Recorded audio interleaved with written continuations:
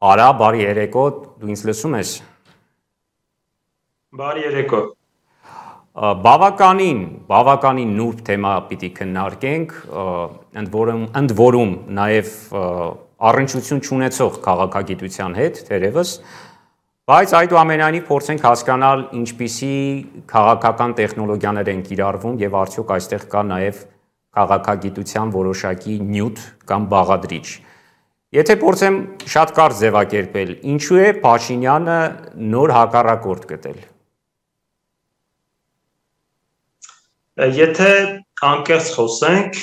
այս ամբողջը ուղիղ կապ ունի քաղաքագիտության հետ, ուղիղ կապ ունի քաղաքականության հետ եւ ուղիղ կապ ունի քաղաքական տեխնոլոգիաների հետ։ Նախ մի փոքր նախաբանից սկսենք, ինչու այս ամենը սկսվեց կամ ինչից սկսվեց։ Ակնհայտորեն հայոց առաքելական Սուրբ եկեղեցու դեմ արշավը սկսվել էր ավելի վաղ, 2018 թվականից։ Այն ունեցավ որոշակի այսպես փուլային զարգացման միտումներ, հետո մարեց, թվաց թե մարեց։ Իրականությունը այն էր, որ հայոց առաքելական եկեղեցին հայկական իրականության մեջ թերևս ամենակոնսերվատիվ կառույցներից մեկն է, որը, եթե չասեմ միակն է այդպիսին, որը ունի 1700 տարվա անխախտ կառավարման փորձ, անխախտ գոյության փորձ, ինչը կուտակել է գիտելիքներ, կառավարման հմտություններ, ինչը կուտակել է բավականին լուրջ էներգիա եւ ազդեցություն ոչ միայն հայկական աշխարհում, այլև հայկական աշխարհից դուրս։ Եվ այն ուժը, որը ցանկանում էր Հայաստանում ամեն ինչ ենթարկեցնել իրեն, այլ կերպ ասած ստանալ միահեծան իշխանություն, հենց առաջինը թիրախավորեց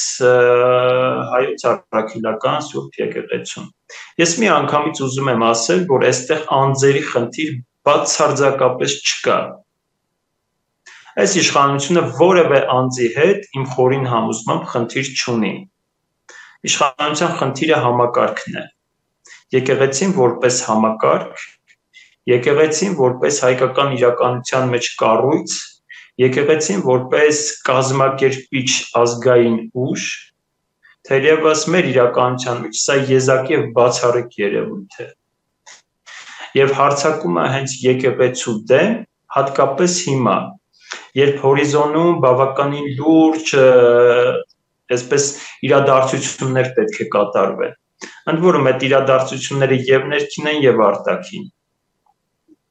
Եվ եկեղեցու դեմ թերևս հարձակման վերջին էտապի ամենակարևոր կամ ամենահանգուցային կետը դա հենց մայիսի 22-ն էր, երբ Ադրբեջանում Կովկասի մուսուլմանների հոգևոր առաջնորդ Շեյխ Փաշիզադեն խոսեց հայ առաքելական եկեղեցու մասին, խոսեց այն մասին, որ հայոց առաքելական Սուրբ եկեղեցին դա ըստ իրենց ռևանշիզմի օջախ է եւ սպառնալիք է տարածաշրջանի երկրների համար։ Սա բնականաբար ուղիղ կապ ունի ադրբեջանական քաղաքականության հետ, որովհետև գաղտնիք չի, որ Ադրբեջանի ներկայիս քաղաքականությունը ուղղված է Հայաստանում ցանկացած ազգային տրամադրության, ցանկացած այսպես ազատագրական շարժում կամ գաղափար ոչնչացնելուն կամ չեզոքացնելուն, իրենք այս ամեն ինչը կոչում են ռևանշիզմ։ Իրենց պայքարը հենց այն բոլոր անձերի, օջախների, կառույցների դեմ է, որոնք ամենաչնչին աղերսուն են կամ ամենաչնչին հնարավորություն ունեն հայությանը ինքնակազմակերպելու։ Եվ եկեղեցին տեսնելով որպես խոչընդոտ ապագայում իրենց զավթչական գործողությունները արդարացնելու եւ այսպես հայությանը հրամցնելու, որ դա այդպես էլ պետք է լիներ, հիմա իրենց առաջ կա խնդիր դա չեզոքացնել։ Իսկ դա չեզոքացնել արտաքին ուղիղ ինտերվենցիայի միջոցով բնականաբար հեշտ չի։ Ի վերջո հայոց եկեղեցին մեկ անգամ չէ, որ դիմակայել է բազմաթիվ օտար զավթիչների։ Եվ դրա համար ըստ էության եւ ցավոք սրտի մեզ համար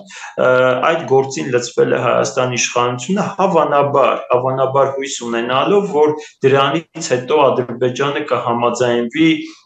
իրենց հետ կնքել այսպես կոչված խաղաղության պայմանագիրը, ինչը լիովին միֆ է, որտեղ Ադրբեջանը ունի Հայաստանի հետ հարաբերվելու իր ձևաչափերը, Ադրբեջանը ունի Հայաստանի վրա իրացվելիք իր ռազմավարությունը, որից ինչպես տեսնում ենք արդեն 4-րդ, 5-րդ տարին չի շեղվում, հետևողականորեն փուլային տարբերակով, այսինքն փուլ առ փուլ իրագործում է իր ծրագիրը Հայաստանի նկատմամբ, պահանջելով մեկ բան, հետո դա ստանալով նոր պահանջներ, հետո նոր պահանջներ ու այդպես այնքան մինչև իր համար կտեսնի հնարավորությունների պատուհանը փակ կամ բաց։ Նիկոլ Փաշինյանը, կառավարության փաստացի ղեկավարը, կարող է իր այս քայլերով ի վերջո հասնել եկեղեցու գործերին միջամտելու, ուրեմն իր այս ձեռնարկին եւ փոխել եկեղեցի պետություն հարաբերությունների կառուցակարգը։ Հայկական իրականության մեջ թերևս միայն Պոլսի պատրիարքարանն է, որտեղ պատրիարքի ընտրությանը պետք է հավանություն տա երկրի գործադիր իշխանությունը։ Ուրիշ նախադեպ մենք չունենք, եւ սրա պատճառը քաղաքական է, հայկական համայնքի վրա ազդեցություն ունենալու մասով։ Մեր իրականության մեջ եկեղեցու անջատ լինելը պետությունից դա սահմանադրական, այսպես հիմնադրույթներից թերևս ամենակարևորներից մեկն է, որը սահմանում է եկեղեցի պետություն փոխհարաբերությունները։ Նման փոփոխությունը ըստ էության հիմա դրա ակնարկը, այսպես դրա դեմ նախաձեռնվող քայլերը այս պահին նույնիսկ մենք կարող ենք որակել, եւ եթե մենք ունենայինք իրավապահ համակարգ, դա պետք էր որակել որպես հեղաշրջման կամ սահմանադրության տապալման նախապատրաստություն։ Ինչու՞, որովհետև սա սահմանադրական հիմքերից, հիմնադրույթներից մեկն է, որը չի կարելի ուղղակի դրա դեմ որևէ գործողություն կատարել, եւ գործադիր իշխանությունը եւ երկրի գլուխը ունի իմպերատիվ պարտավորություն պահպանելու երկրում սահմանադրականությունը։ Սա սահմանադրականության դեմ ուղղված առնվազն հայտարարությունների մակարդակում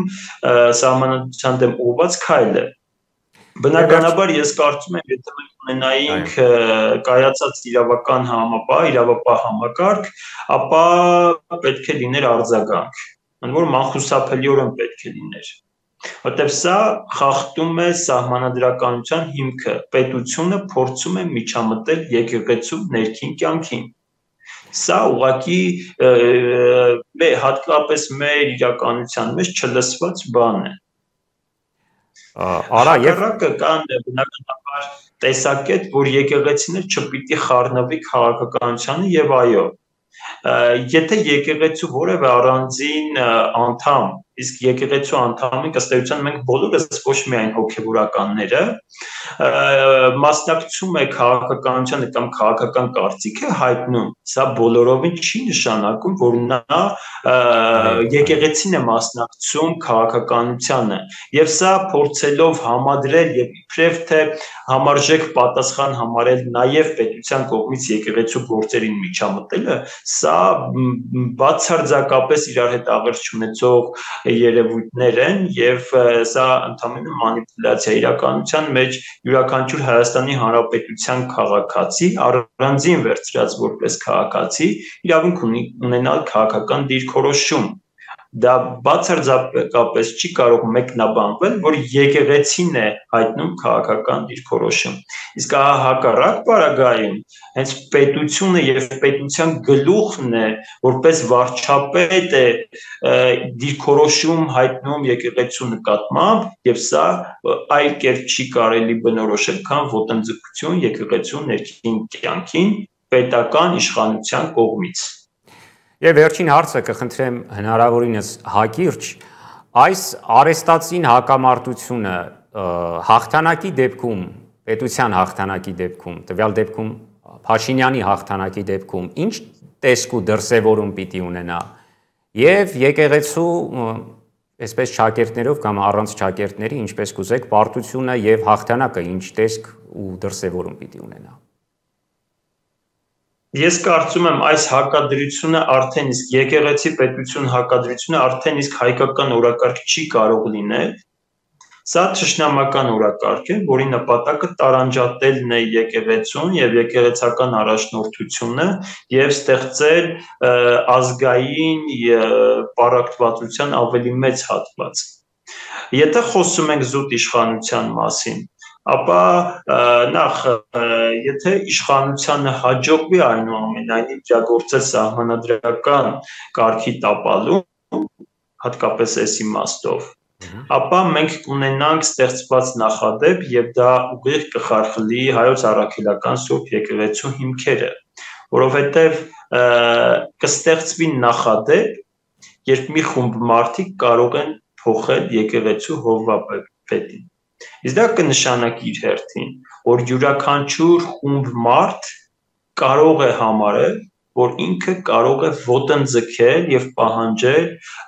Սրբազան հայրապետի փոփոխություն, ընդ որում նաեւ վաղը կարող է նոր նախադեպ առաջարկել սեփական տեխնացուին ու պարտադրել եկեղեցի ժողովին ընտրելու հենց իր ներկայացուցչին։ Սա իրականության մեջ չափազանց վտանգավոր իրավիճակ է եւ սա երկարաժամկետ հեռանկարում ուղղակի խարխլելու է հայկական հայոց հավատքը, հայկական եկեղեցու այն ձևավորված ավանդույթները, որոնցով մեր եկեղեցին թերևս բացառիկներից մեկն է աշխարհում։ Հակառակ պարագայում, եթե եկեղեցին իշխանությանը հաղթի պայմանական, իսկ սա եւս ես համարում եմ արհեստական, իրականում որևէ հաղթանակի կամ պարտության մասին չէ, այլ եկեղեցին պետք է լինի իր դերում, իր դիրքում եւ իր ավանդույթները պահելով, ընդ որում կարծր պահելով, իսկ պետությունը պետք է վերադառնա սահմանադրության շրջանակ եւ ընդամենը չոտնձգի եկեղեցու եւ սահմանադրական կարգի դեմ։ Այստեղ ես կարծում եմ հաղթանակի ու պարտության մասին նույնիսկ խոսելն անիմաստ է։ Ամեն ինչ պետք է ունենա իր բնական վիճակը։ Շնորհակալ եմ շատ բազմաշերտ վերլուծության համար։ Ես հիշեցնեմ, որ քաղաքագետ Արա Պողոսյանի հետ էի